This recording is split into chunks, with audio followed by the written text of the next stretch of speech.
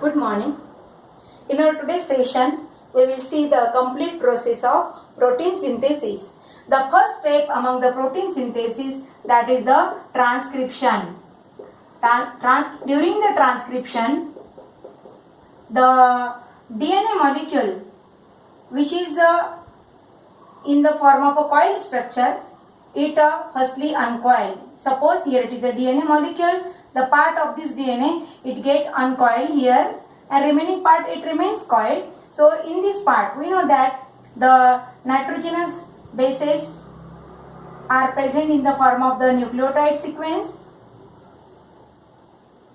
and they are always in the form of a pairs. So whatever may be the base sequence present here, for example T, A, C, G, T, A, C, G, in this way. The complementary base sequence is present on the another strand of the DNA. Whenever it undergoes the transcription, at that time the hydrogen bond which is present in between these nucleotide, it is broken up, and now here we will consider only a single strand of the DNA molecule. On this single strand of DNA molecule, another complementary strand which is having the nitrogenous base sequence which is complementary to the DNA molecule, it is formed. In this way, suppose here it is a thymine, it is paired with the thymine, it pairs with the adenine, and if it is a adenine, it pairs with the thymine. So here the synthesis of mRNA takes place. So we know that in the RNA molecule, the thymine, it is replaced by the uracil. So A, it pairs with the uracil, C pairs with G pairs with C, then T pairs with A pairs with U, C pairs with G, and G pairs with C. So in this way, a new strand which is having the complementary base sequence to the DNA molecule, it is formed, and this new strand which is formed here, it is called as the mRNA. And the formation of the complementary strand of the mRNA from the DNA molecule is nothing but the transcription. Understand the transcription? After the formation of this mRNA, this process of transcription which takes place in the nucleus, it takes place in the nucleus of the cell, and after the formation of this mRNA through the nuclear pore, this mRNA it enters in the cytoplasm. So above this nucleoplasm there is present the cytoplasm, and here it is we can say it is a cell membrane. So here it is a cytoplasm of the cell, and within this cytoplasm the further process of the protein synthesis it proceeds. Through the nuclear pore which are present here, this mRNA it enters within the cytoplasm. Now we will draw the mRNA molecule. It is having a large number of nitrogenous bases, or the nucleotide base sequence is present on the mRNA. We can show the large number of nucleotides. So whatever may be the sequence, for example A, U, G, C, A, U, G, C, G, T, sorry, not it is a T, it is U, A, C, in this way. Okay.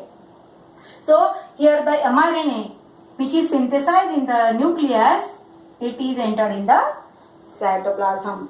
After entering in the cytoplasm, this mRNA it is incorporated with the another type of ribosomes which are present within the cytoplasm. In the last session we have discussed about that another two different types of RNA are present. They are the rRNA and tRNA. rRNA and tRNA. rRNA means the ribosomal RNA, and the tRNA means the transfer RNA.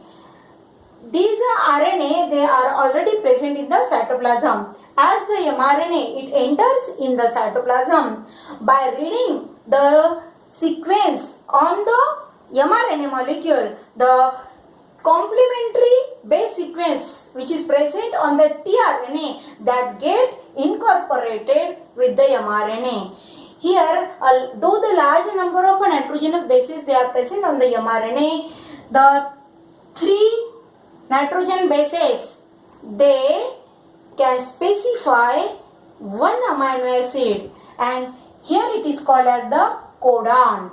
A triplet of the nucleotide, or we can say the nitrogenous bases, they forms the one codon. So in this way, a large number of codons they are present on the mRNA molecule. Each codon or each genetic code, it contains the triplet of codon. 3 nitrogenous bases that together forms a one genetic code. So by reading this base sequence, the complementary anticodon sequence is present on the tRNA molecule, and each tRNA is carrying one amino acid.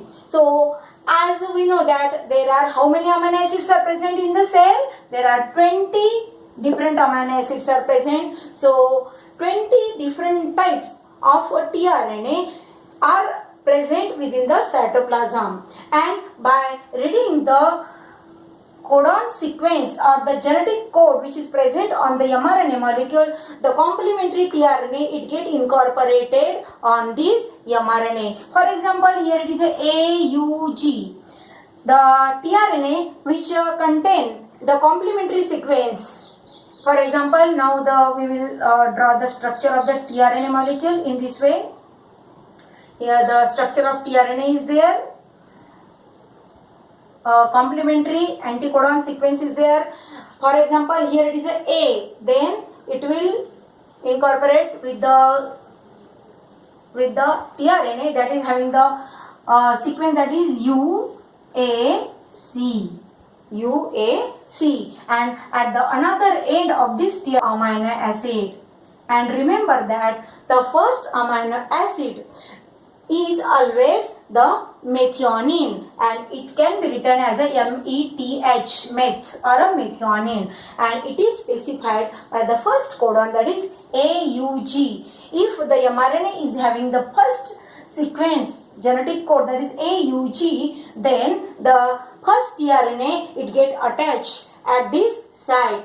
Then the second codon or a second genetic code which is present on the mRNA, it is having the base sequence that is CAU. Another tRNA molecule it get attached at this place.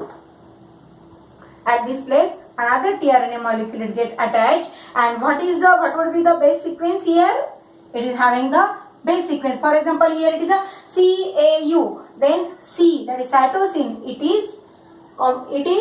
It forms the bond with the G, that is guanine. Then A it pairs with a U, uracil. U it pairs with A. So here it is the second tRNA which is attached at this place, and at the another end of this tRNA also there is present the another amino acid. It may be the valine or any other type of amino acid. So in this way, through the long chain of the mRNA, the different tRNAs which is having their own amino acid, they get attached or incorporated. As these mRNA it get incorporated with the tRNA molecule, the third type of RNA, that is rRNA, which is present on the ribosome.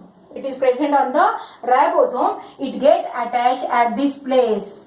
We had already studied the structure of a ribosomal RNA or a ribosome which is having the two units, the smaller unit and the larger unit. And this ribosomal RNA, it is also having its own base sequence, and it plays a very important role that as the amino acids they get incorporated, these amino acids they get